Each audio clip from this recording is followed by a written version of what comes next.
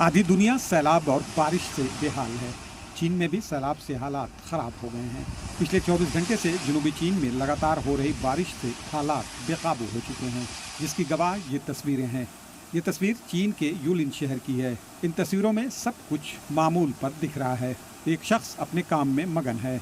अचानक सैलाब का पानी घर के अंदर दाखिल हो जाता है और कुछ ही सेकंड में घर पानी से भर जाता है। घर के अंदर मौजूद लोग जान बचाने के लिए भागते हैं। तस्वीरों में आप देख सकते हैं कि एक शख्स पानी भरने के बाद एक कमरे में छिपने की कोशिश करता है, लेकिन कमरे में पानी भरने की वजह से वो अपनी जान बचाने के लिए भागने लगता है। तबाही की इन तस्वीरों को देखकर किसी की भी रूह कांप जाए। जो घर कुछ देर पहले सही सलामत था, अब वो सैलाब में डूबा हुआ है। भयंकर सैलाब के बीच चीन इंतजामिया ने अगले कई दिनों के लिए भारी बारिश का अलर्ट जारी किया हुआ है। चीन में कई नदियां खतरे के निशान से ऊपर बह रही हैं।